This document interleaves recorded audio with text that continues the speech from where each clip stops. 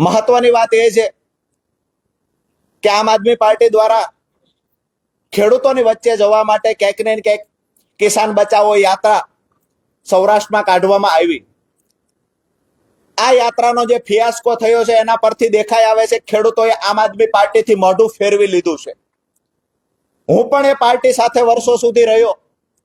વાસ્તવિકતા મેં પણ ખૂબ નજીકથી જાણી ખરેખર ખેડૂતોના નામે રાજનીતિ કેવી રીતે થઈ રહી છે. ખેડૂતોના નામે ક્યાંક ને ક્યાંક રાજકીય રોટલાઓ શેકાઈ રહ્યા છે.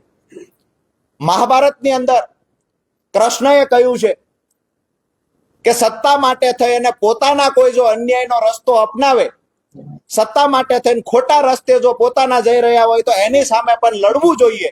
આવું મહાભારતમાં કૃષ્ણએ અર્જુનને કીધું છે. અને હું એવું માનું છું કે મારા ખેડૂતોના નામે જ્યારે કોઈ રાજનીતિ કરી રહ્યા હોય ત્યારે ખરેખર વાસ્તવિકતા ખેડૂતોની વચ્ચે લઈ જવી જોઈએ.